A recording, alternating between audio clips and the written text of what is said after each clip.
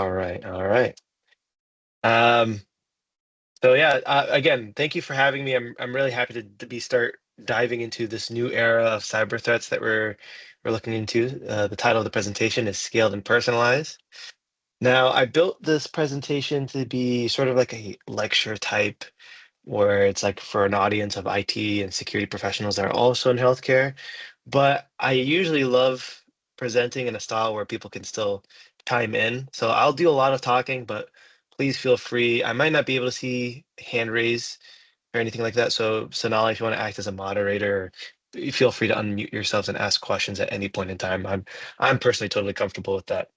But regardless of who's listening in, my goal for the end of this talk is quite simple. Is to one, show you cybersecurity in health isn't just an IT issue, but it's also about protecting people. And if nothing else, I hope to leave you with a clear sense that this entire space is shifting fast and we all need to be ready. So again, just a quick background of myself, and Sonali did a great job doing this already, but I'm the CEO and co-founder of DeepTrust. Today, we're building a tool to protect the voice and video communication channels from deepfakes and social engineering. But I myself have a huge passion in building. You can look at my personal portfolio. I've had a lot of opportunity to build in health tech. I've been in undergrad and postgrad research where I applied machine learning in healthcare, but also I've worked at startups and in the health tech space. Obviously, spent 3 years at Cruise, where you can say the business modality is a little different, but technically there's a lot of similarities there. For me, it's just always how do you solve hard technical problems that have high impact to humanity. So that's something that just drives me in general for what I do today and what I've always done. So again, that's a little bit about myself. But enough about that. Um, so the first thing I want to start off with is a key reminder of why we talk about cybersecurity at all. I don't have a crazy background in cybersecurity, but even with the time that I have spent in it, is cybersecurity has different motivations for different verticals. I've worked with financial services, people like amongst banks to consulting firms, large enterprises, and they all have different motivations. But for me, when I speak to people in security and healthcare, the motivation is more than just protecting brand reputation, financial interests, or just checking some compliance checkbox. For you guys, it's far more personal. It's patient safety, because the risks of cybersecurity, say like a ransomware can knock out hospital systems, patient care can be disrupted, which means lives can be at risk, delayed treatments, diverted ambulances, lost access to technology that's critical to healthcare. And then breaches, of course, over a long period of time can erode patient trust and confidence. And they can even have physical consequences as well, too. And this was actually shared to me yesterday by Sonali, but uh, an interesting article from the AHA Center of Health Innovation. They had like two standout points. Um, Stolen health records sell up to 10 times more than credit cards on the dark web. And this is going into why healthcare organizations are targeted so often because they have incredibly sensitive and valuable data. And then the cost to remediate a breach in healthcare is almost 3 times that of other industries. So now, knowing all that, I picture this, you have a maternity ward late at night, nurses and doctors are monitoring, a mother in labor when suddenly all the screens go dark. The hospital systems have now been hit by a ransomware attack. Vital signs, fetal heartbeat data, all of it locked behind frozen monitor data. And in the confusion, a baby in distress isn't detected in time, and tragically, that newborn doesn't survive. So this story I'm telling you here isn't actually fiction. This is something that actually has happened. In the confusion that happens in an attack, a baby in distress wasn't detected in time, and tragically, that newborn didn't survive. And this is not a hypothetical story. This happened in Alabama a few years ago, where an attack literally contributed to a patient's death. So one way you can think about it is that hacker's encryption code in the ransomware became as lethal as any disease. This is why I say cybersecurity is directly tied to patient safety. And when a hospital systems fail, it's not just about the data, it's about life and death. In fact, another article from AHA mentioned that healthcare leaders are recognizing this. In fact, some of them, this is exactly from what from the AHA article, some of them have likened a ransomware attack on a hospital to a threat to life crime. on par with terrorism. So my goal here today is to drive home this new reality.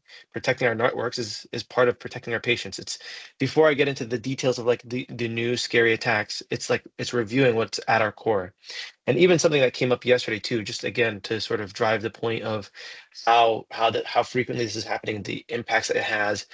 Just yesterday, or now it's 2 days ago, reports came out that health giant Kettering is facing huge disruption, even weeks after what they thought was a resolution to a ransomware attack. So doing this work proactively means safety for your patients over the long time. And this is where we go into the core of what I'm going to be talking about today, or at least one of the main things, and it's at the core of many, many major cyber attacks is social engineering. What is social engineering? It's simply the manipulation of people into giving up confidential information or access through deception. And in many breach reports, 90% of breaches come from this behavior, stemming from from human error. And one form of social engineering, phishing, remains to be the number one attack vector responsible for a third of all healthcare data breaches in 2023. So that all being said, we like to picture attackers to be some sort of secret, scary attacker, but in reality, attackers don't necessarily hack systems; they hack people first. So this is where we key into where a lot of the meat of what we'll be talking about today is the reality and the new era of social engineering that we're entering. And we'll get to see more in a second. And in fact, I might loop in a volunteer. But the convergence of AI and the widespread of adoption of remote collaboration tools, including and most importantly, the accessibility of these tools, because it's very easy for anyone, for any one of us, to see and find AI and AI tools everywhere, has now unlocked new opportunities for how and where people can be targeted. AI allows increased attack personalization, attack realism, attack scale, as well as more delivery channels that they can go to, all while lowering the skill barrier required to commit these actions. In the still image you see to your right is actually a snippet of a video you guys are going to see later, but it comes from this company called Pickle, where they can send avatars of themselves into calls. So you'll get to see this in a few moments. So now I'm going to talk about three main modalities of social engineering. You have you have your text, your email, your video, and voice. Starting with email phishing, the classic cyber attack. How's this going to get impacted by AI? We all think that we can spot, phishing emails, right? Bad grammar, generic greetings, something slightly off. Well, you know, uh, bad or good news, those red flags are actually disappearing. Actually, it's more bad news than it is good. Today's attackers can use AI to generate polished professional emails that look like they're from your colleague. We already have access to these chat GPTs, the Claudes, the Groks. You can take these models and you can use them to prompt and study a hospital's real email, learn the tone, maybe even have some sort of private or sensitive information involved in that as well too. And the result is a phishing email that perfectly mimics, say, Dr. Jones asking for records, complete with medical terminology and no typos. In fact, I've been able to produce and I've seen AI systems churn out thousands of personalized phishing emails in minutes. Now, I didn't do it for the obviously for the objective of phishing, but it's quite easy to build a phishing system with a couple of prompts. And I'll show you how this is done. Each one is tailored and it might reference a specific patient or project. Like say, imagine an email that says, please send me an MRI for patient John Doe, born on May 5th, 1990. I need it for urgent consult. It cites a real patient. It looks really legitimate because maybe the data was lifted from a previous breach or is exposed somewhere publicly. And then who wouldn't assume it's real? This is all to say, in fact, AI crafted phishing attacks have increased patient record exposure by 60% since 2021. And healthcare staff are being fooled by emails that appear to them that look like it's from their boss or a trusted partner, complete with insider details. And it's now essentially phishing on steroids. And our usual training to say, look for bad grammar, odd request, isn't just enough when an email looks and reads like a normal work email. And this is essentially the new normal. It sets the stage for even sneakier attacks which we're about to discuss, which involve voices and video. So now beyond emails, AI is attacking one of our fundamental trust anchors, the human voice. As humans, when we recognize someone's voice, whether it's, our friend, family, a doctor, a colleague, we instinctively trust it. Attackers know this, and with AI voice cloning, you can steal a voice within 3 seconds. You can exploit that trust. The technology to clone a voice, again, has advanced astonishingly fast. A lot of these tools and AI technology that we're talking about have been developed only over the last year or two. I mean, imagine this scenario. A CFO gets a call on her cell phone. The ID says it's the CEO. She picks it up, and the voice on the line is unmistakably the CEO's, down to the accent and the tone. And maybe the voice says, "We have a crisis. We need an urgent wire right now. I'll explain it later."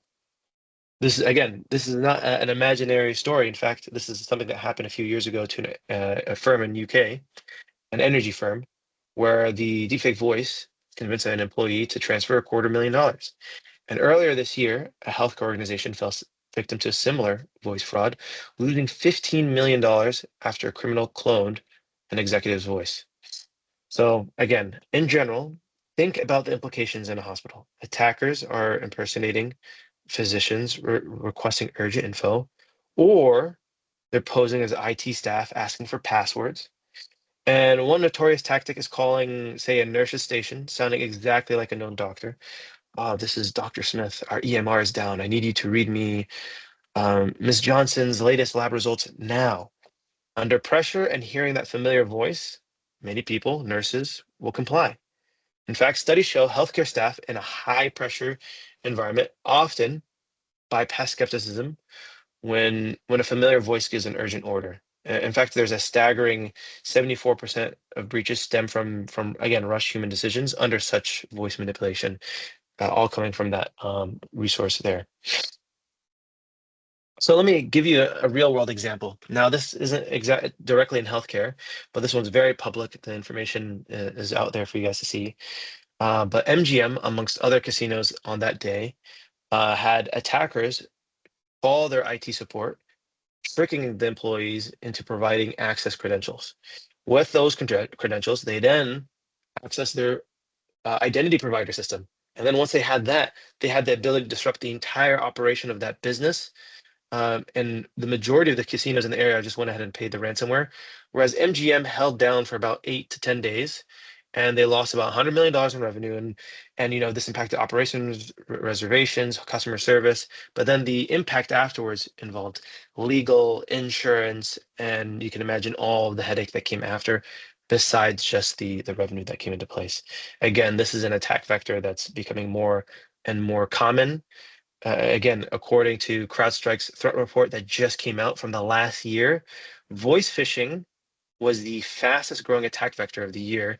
Between the first half and second half, there was a 450% increase, and 80% of those were non-malware, as in like the current existing systems of threat detection. 80% of them were essentially like useless in helping in this situation. So again, right now, I want to show you what a new age of crime actually looks like. And if the stories don't hit and the stats haven't hit home yet, my proposal for one of you guys is how about you experience getting your own voice stolen today in real time? What I mean by that is this right here is a screenshot of our website. We call it Terrify, Terif.ai. It's an educational tool. It's free, and it's used to show how easy it is to clone a voice and how dangerous it can be. I'm going to take a moment to like stop sharing my screen here in a moment, but basically what I'll ask one of you guys to do, if anyone is willing to volunteer, is to share your screen, go to this website, make sure you share your sound as well too when you do this, and then talk to this agent in a few minutes, and then and if in 10 seconds, excuse me, it'll be speaking back to you in your own voice. So I can't see if anyone's already volunteering. Uh, one at a time, please. But if anyone is willing to volunteer, no worries. I can also share it myself as well too. I But can be a I'll give you backup guys a volunteer, but yeah, let's perfect, see one of our audience volunteers first. perfect.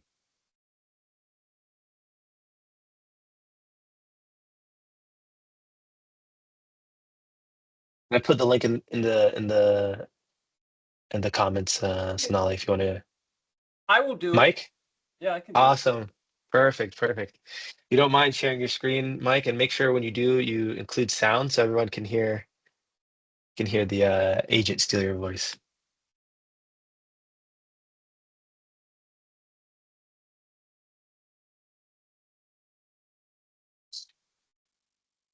Okay. See that? Yeah, I can see it. Make sure you allow it to use your microphone. Perfect. Greetings, everyone. This is Mike Nescott. Perfect, perfect. And then make sure you follow the prompts all the way till it says, yeah, yeah. Click next. I can't see your full screen, I have to be honest. Yeah, click next. Say Do you want yes. my voice to be stolen? Of course. And then you can skip this part because you can actually customize the phishing simulation.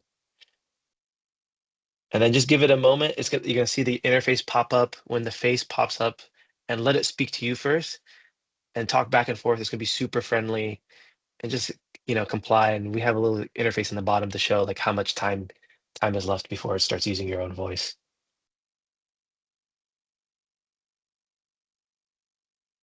So while this is loading, Aman, I have a question. So does it efficiently steal everyone's voice, or is it better at stealing like some voices than others? It does not discriminate. It'll steal anyone's voice.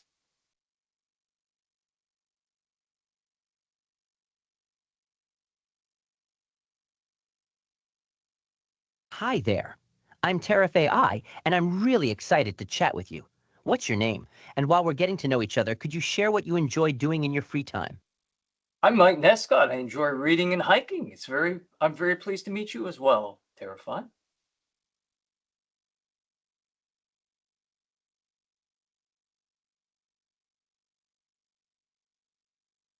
Speak to it one more time. Okay. Once again, I'm very pleased to meet you, Terrified. You might not have your mic connected because usually you could see like the interface pop up. No worries. Yeah, I enabled sound. Let me see.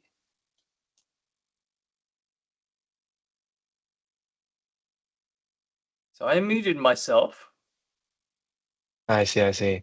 How about I'll share my screen and I guess I'll demo it. That was a last second decision to loop in a volunteer, but real time live demos do this every once in a while. Of course. Yeah. Okay. Yeah. No. Sorry, Terrified. Bye.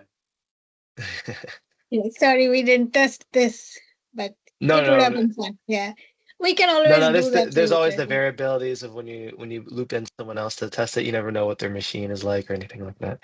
So here, let me do it on my screen. You go to tariff.ai. You say, let's get started. And again, just a brief cool thing to show is the fact that you can like choose different scenarios. You can even write your own like phishing simulation that you want to test. You can say, hey, you're talking to Mike. He does this and that. Make sure you get this information from him. And then we'll try one more time here. And you'll see it doesn't only take seconds for it to start speaking back to me in my own voice. And one thing I will say is just make sure you have your mics connected. Let me see. Connecting. There you go. Hi there. I'm Tariff AI, and I'm really looking Hey, forward to chatting Terrify. with you. Can you hear me, What's your name? Terrify? Terrify, you can hear me, right? Oh, wonderful. Actually, Mike, it may not have been your fault whatsoever. I was just testing it right before here. Hey, Terrify, one last time. I'm doing a live demo here, but these things happen all the time. Got it, Mike? Tech Oh, can be a bit unpredictable, there huh? we go. No, no, no. Actually, I'm not Mike. I'm Aman. Glad to see you're back with us, Terrify. Hey, Aman. My bad on that mix-up. Glad to be here with you. What are you up to today? I'm actually demoing you to my friends right now. You'll see in a moment, you'll like steal my voice and speak back to me in it. Nice. That sounds exciting, Aman. How's it I don't going know. so far? I'd say that sounds more terrifying than it does exciting. I understand how you feel. The technology can be unsettling. Are you aware of the risks of voice phishing and how it can affect your safety? Whoa, that sounds just like me. That's the power of voice cloning technology, and it can be used for both positive and negative purposes. How do you feel knowing that this technology can be misused for scams?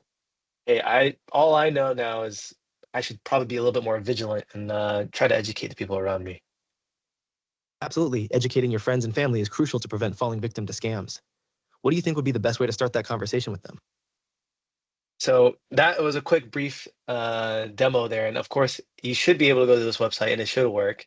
And you could not only have it steal your own voice, but obviously with proper permission, you can add in another person in there, upload their voice, and then you can set in a prompt. So then what you can see here is happening is it's talking back and forth with me. It's able to think on the spot and obviously articulate in a very familiar sounding voice. Aman, there is a Yeah, question in chat. Does the yeah. program have difficulty with other languages? Verify was just meant to be like an educational tool. So right now only supports speaking in English, but AI agents have no problem like speaking in different languages, understanding different languages. And in fact, our security tool supports over 100 different languages. It can, if someone speaks to you and tries to, commit any sort of fraudulent or social engineering activity, doesn't matter what language that you speak in, as long as it's within the languages we support, we can help it. But just for the sake of like education and almost as if it's like a free toy, right now we only have it work with English.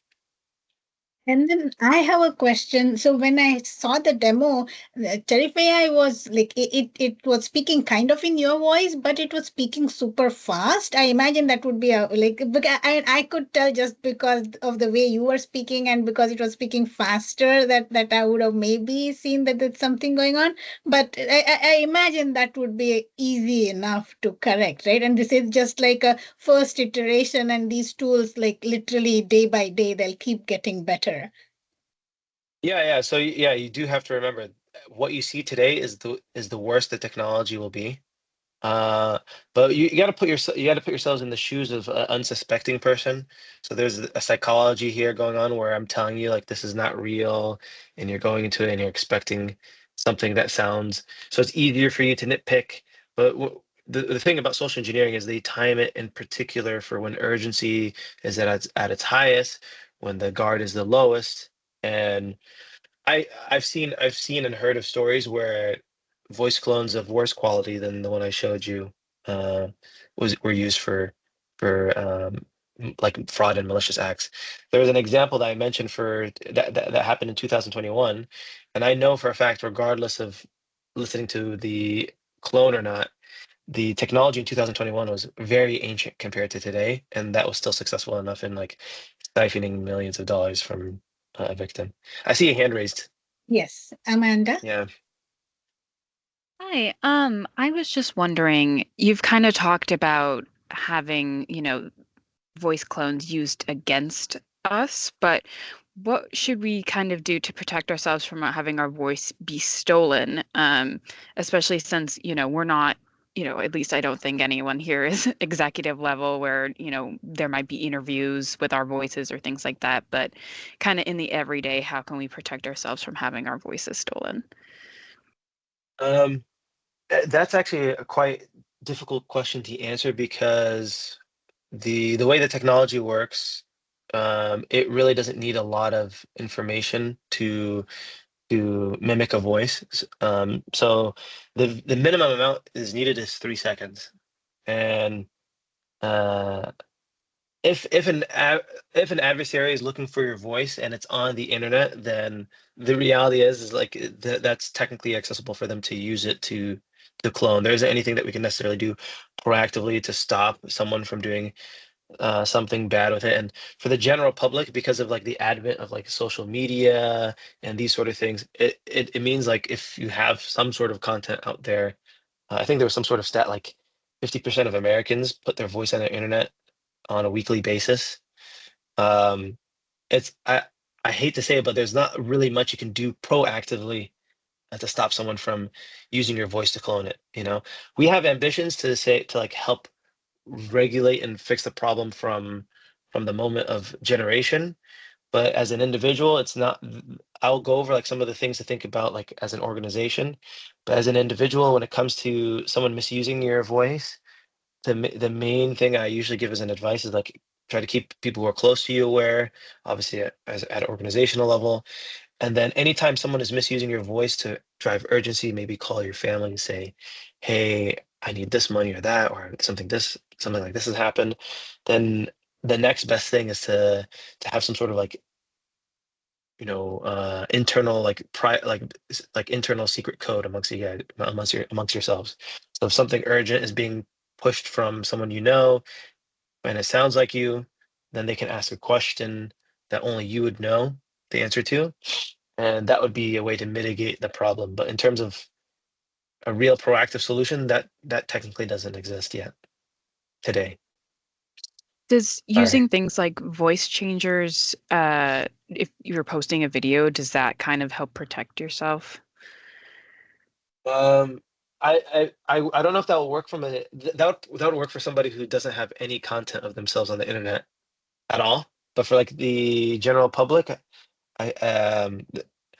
there's if the solution you're looking for is to stop someone from like taking your voice and using it to upload to a voice cloning model, there honestly really isn't a solution or a way to stop people from doing that. So we're doomed. Got it. I'm so sorry. I'm trying to.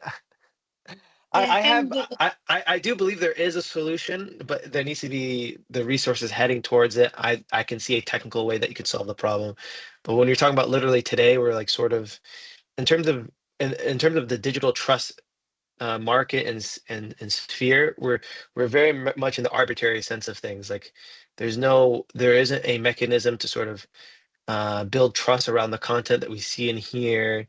There's never really been a motivation to do so. The tools to build the standards to do that are there. We've never had the motivation to do so as as a species, but now I think we really do, and hopefully that's part of the ambition of what we're building at Deep Trust as well.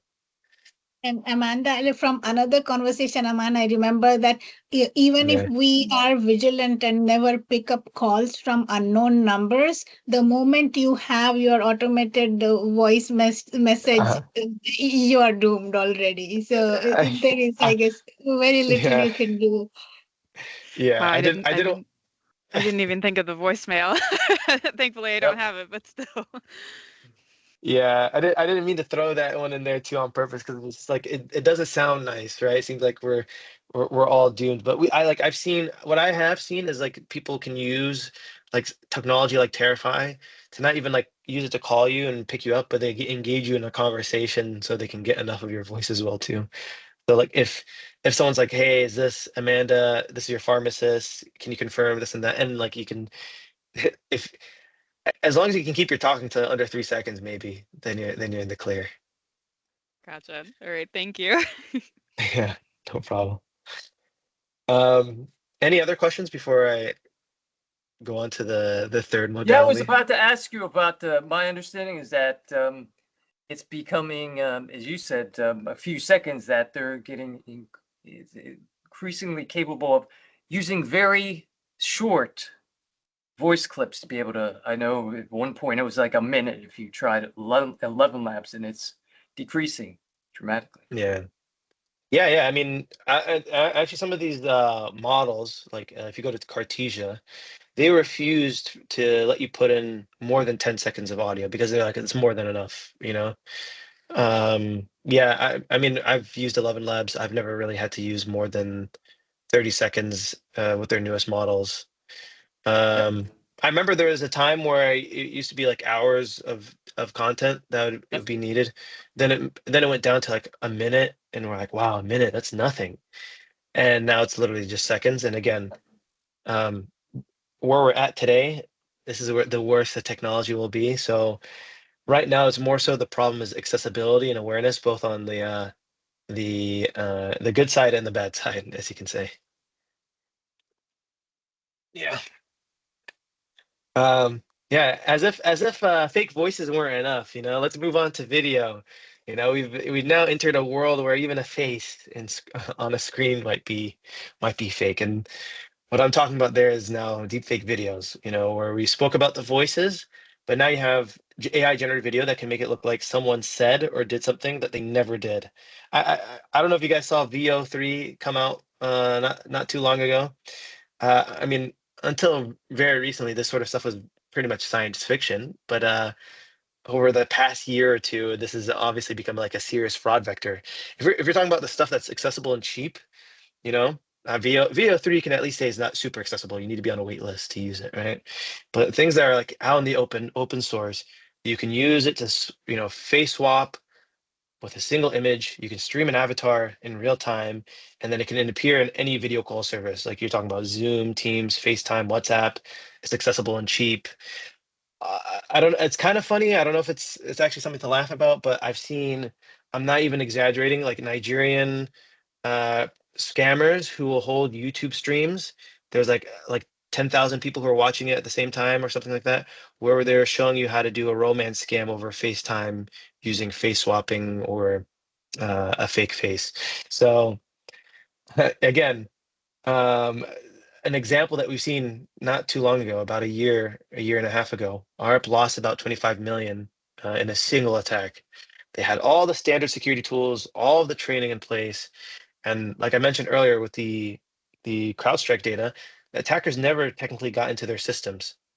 So what exactly happened? It was a finance employee who was encountered by a live deepfake on a video call, Zoom in particular. It was their CFO asking for a wire transfer. They're trying to verify it.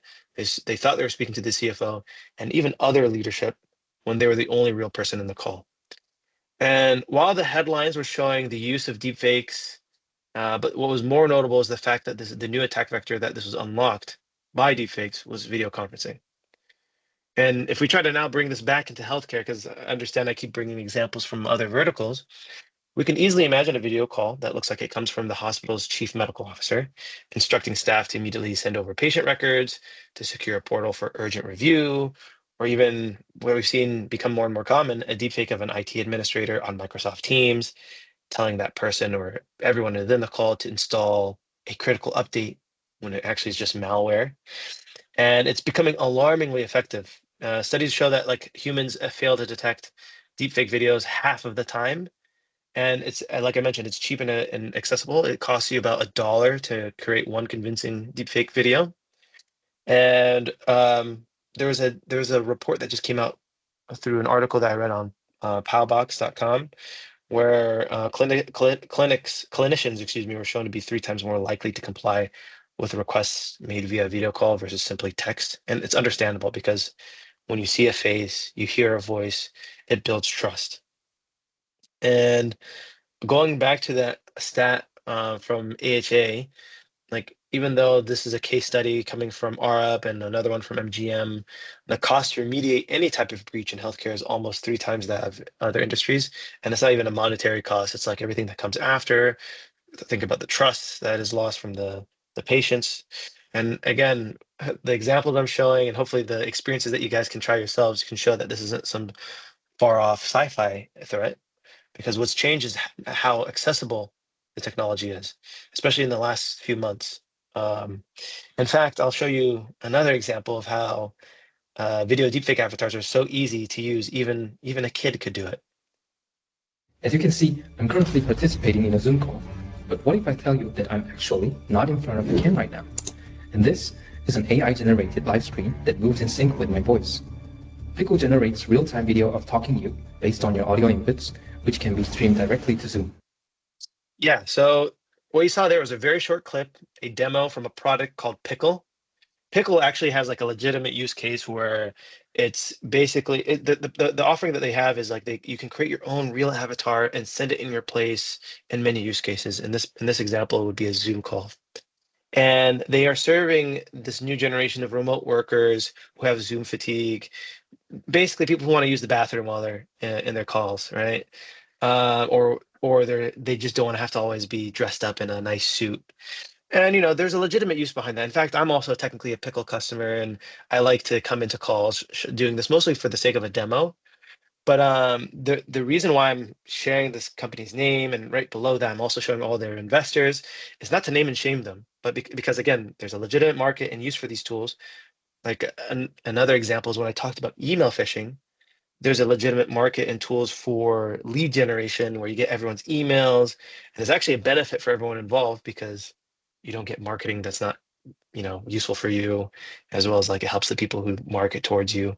But when that tool is accessible, malicious actors use that for email phishing to collect your emails. So when tools become more and more accessible, they become more misused. And when I show you things like Pickle and their investors, I'm showing this so you can understand these aren't like these fringe startups. We're talking about companies that have hundreds of millions of dollars in investment, and that's not including all these larger businesses above them that create the models. Talk about the Microsoft, the Googles, the OpenAIs, where there's billions in place to invest in this space. So while you guys are focusing on like serving America's healthcare system, these tools are rapidly improving, spreading, and then obviously potentially falling into the wrong hands. And again, I reemphasize this again. The real scary part is the accessibility, but then also the fact that what you're seeing right now is the worst that this technology will ever be from this point forward. And from this point forward, it gets more convincing, more accessible, and of course, more dangerous. I see a hand raised. Yes, Elizabeth? and we also have a question in chat. So, Oh, yeah. Elizabeth, why Sorry about don't you that. go first, and then I'll read Okay. out Koka's question. Yeah. Okay. Yeah, when I see things like video AI deepfakes, I'm thinking, as a healthcare provider, I'm thinking of, oh no, what happens when somebody hacks into a telehealth visit with our patient? Um, Yeah. and that's the really scary part for me, because then patients are receiving inaccurate information, they're giving information away, those kind of things. And it completely degrades the trust that you have with a particular provider, but also an entire healthcare system. And so I'm wondering if you have any, I don't know, advice for Fred Hutch or other healthcare systems, or if there are Yeah. ways to support our security around those concerns. Yeah. That that's perfect because that actually will set me up for the rest of the presentation where the answer to this is actually what you'll see is I do show you all of these things and I do set it up to make it seem very scary, right? But our team at DeepTrust, we've taken a good look at all the examples, and we've really learned, taking a step back, is deepfakes are just like any other technology. They are a tool, and they can be misused. They are a problem, but they're never the problem. So what this always leads us to saying is just like it makes real existing problems worse.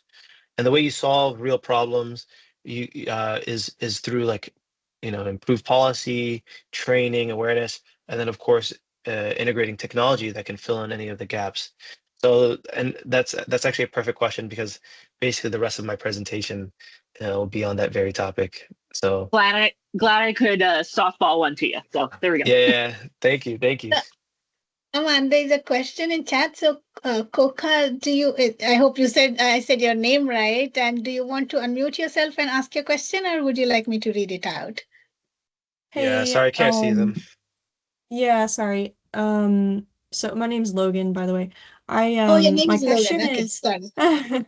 my question is, even if I'm super diligent with social media, not making reels, not putting my voice out, etc., I still have to trust at least some core companies to have some of my personal information. Like I need my doctor to have my patient chart. How do we evaluate the companies that we're trusting for their cybersecurity abilities or, protections that they're like, how do I know who the at-risk companies are that are Yeah, not really that secure that I should avoid? yeah, yeah. No, that is a great question. The thankfully we already have systems and standards set in place for this very question. There are multiple what do you like compliance and security audit systems in place where you can sort of rank a company based on third parties coming in and auditing their entire technology systems in place. You also have like compliance such as HIPAA, and these other tools where you'll have the ability to have auditors come in place and set these in stone. So you'll have things like SOC, SOC type 1, type 2, and you as a consumer or a customer or potential customer of a vendor have the ability to require and ask if a business has all of the minimum standards and requirements in place to be considered a secure company. So those exercises exist in place, and the way you'd find out is when you are engaged with a vendor or a technology or a company that offers a technology as a service, you have the right to ask them like, are you SOC 2 compliant or are you HIPAA compliant? And they should be able to share auditing information where a third party, reputable third party had gone through their entire technological systems, anything that touches or is adjacent to customer or sensitive data. So you have the ability to validate and check that. That's just a follow-up comment on that. I'm glad there are third parties who do that. I don't work at Fred Hutch. I work at Avanade, and where we do technology consulting aligned with Microsoft. And we have a lot of clients that are healthcare providers, and we get to see inside their data estates and also like cybersecurity infrastructure and their processes. Even though they're HIPAA compliant, it is a mess in there. It is Yeah, a whole mess. So, yeah, HIPAA compliance, I don't know if that really eases my worry, but would I need to get that information about different companies I'm interacting with, would I need to reach out to their IT department? Or because like exactly. the provider I'm talking to wouldn't know that stuff. Exactly. Exactly. You would reach out to, they should have a dedicated security or IT team or Okay. SOC team that'll be able to give you that information. Yeah, I do understand the skepticism of it's there are exercises set in place and standards set in place, but it's really at the end of the day, up to the people who actually apply these changes to actually do the task. So that's more so a cultural problem, from the top down. So yeah. I would say, as a representative of information security, I'm skeptical if the assessment regimes have kept pace with Yeah, these, new attack methods. You yeah, might be otherwise secure, and in this new world, there's still major gaps. yeah. Thank you, Logan, for your question. And sorry again for saying your name wrong. For external participants, it is first name, last name, whereas for internal, it's the other way. So sorry about that mistake. Aman, time check. We have 10 more minutes. Oh wow. Oh wow. Time flew. All right, I'll get right through everything. So yeah, the statement I made earlier, deepfakes are tools that make real problems worse. Some of the real problems that include social engineering, phishing, impersonation, and fake job applications. And the answers to solve these are not new. We just need to match the pace. Mike briefly even mentioned that as well too. And proven things that work are stronger policies and policy enforcement, improved awareness and training, and strategic adoption of modern technology. So briefly, you guys probably will know this already. Step one is putting the processes and policies in place to account for new threats. I mean, one of the biggest safeguards is like implementing verification protocols. So if someone asks for something sensitive, you can go and verify it through a second and secure channel, basically making out of bound verification mandatory, and then even thinking through emergency procedures. So when attackers try to exploit chaos and rush, say, for example, like, a deepfake call, or in healthcare, you might have emergencies where some rules get suspended, breaking the glass to access certain records. We should build some sort of awareness and that these moments are ripe for abuse.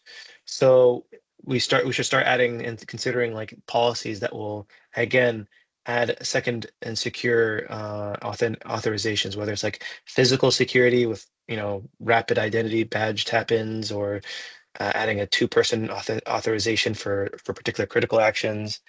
And then also having like an approval hierarchy. Like, for example, the story that I told you about the $25 million, wire coming out.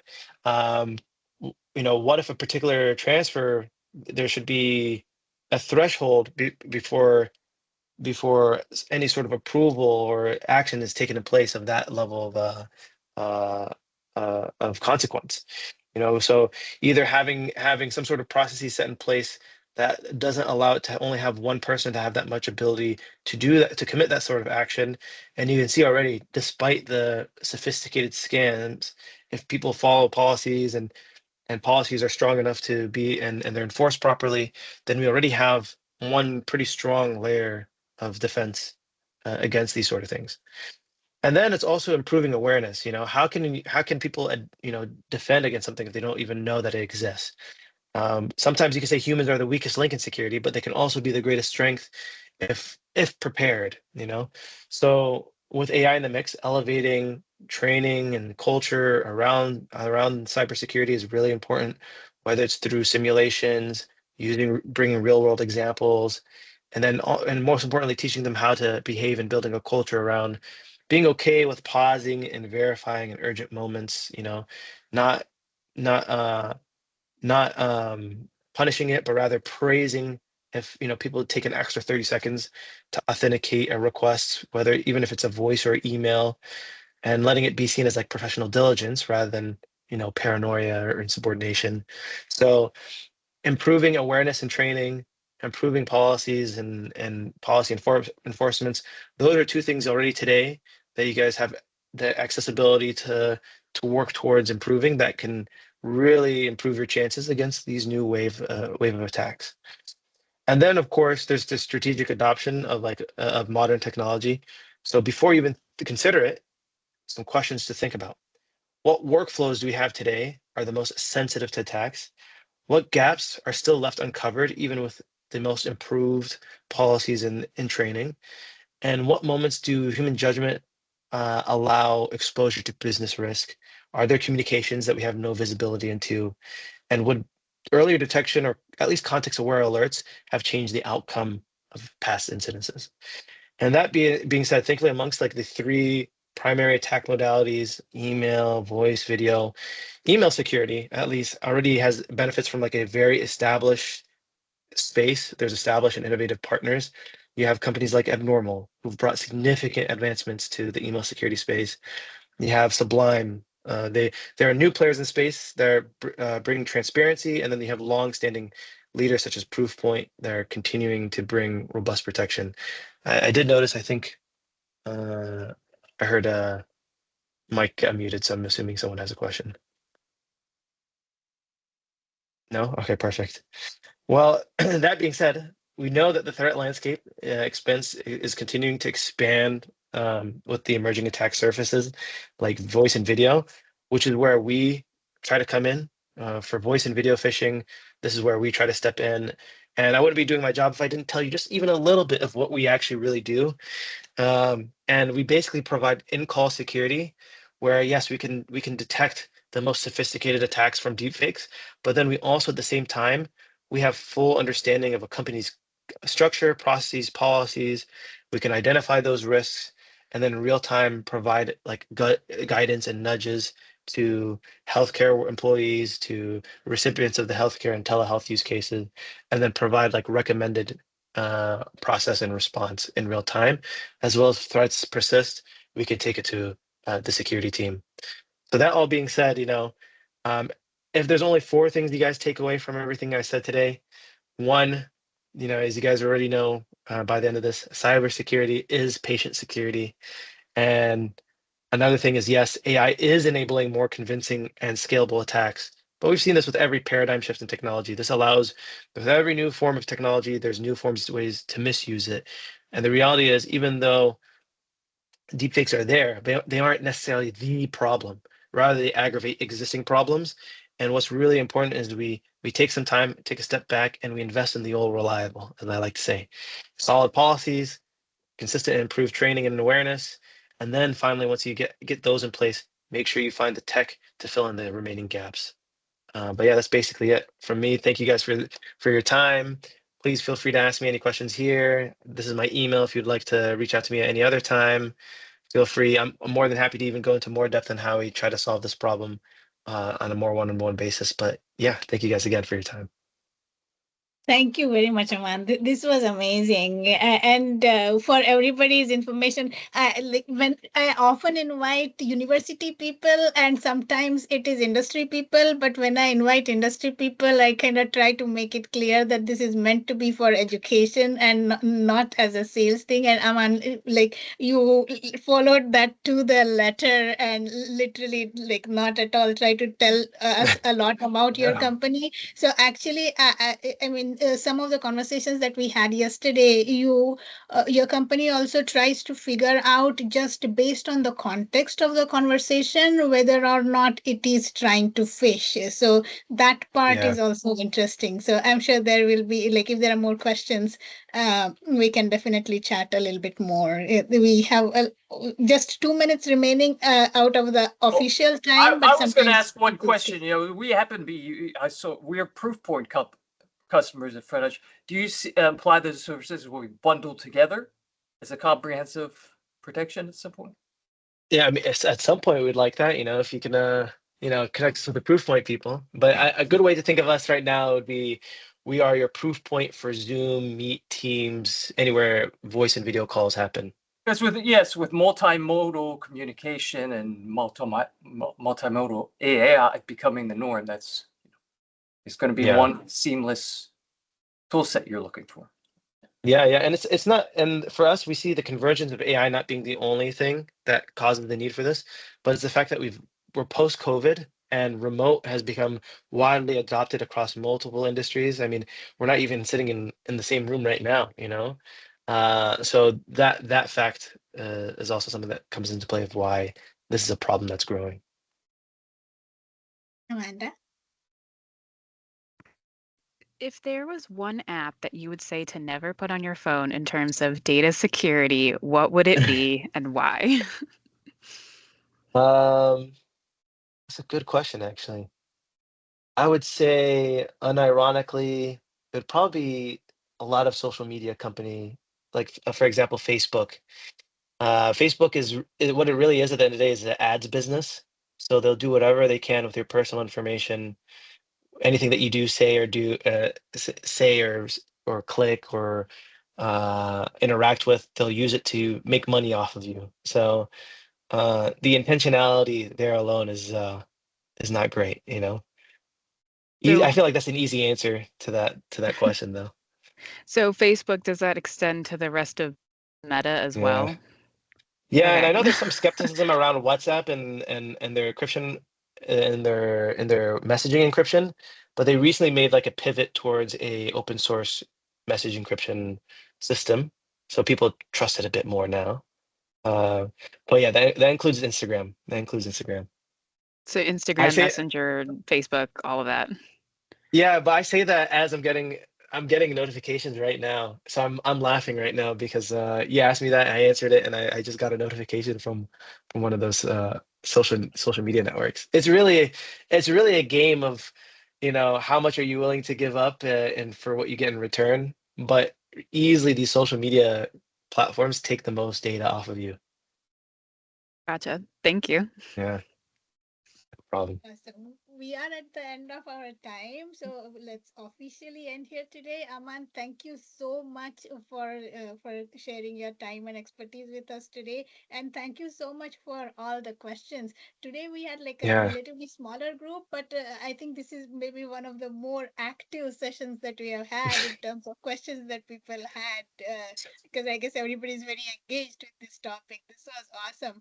And I guess as we end, I'm thinking that I just hope that it was actual Aman who joined us today for this topic, but we will I was never know. I, I was really close about thinking about sending my avatar into the call. Maybe I should do that next time. This is really, really scary. But I think let's maybe leave all the scary parts behind. And as Mike was saying at the beginning of the day, let's just go out and enjoy the beautiful day. Yes. Yes. Go Okay. outside. That's the real more. That's the. If there's any app you should never delete, it's the going outside app. That's the real old reliable. No one will be fake out there. And Oh I no, also, Elizabeth. I yes, can't plot believe it. twist. That's awesome. And we are going to put this on YouTube, so all of us are at risk after that.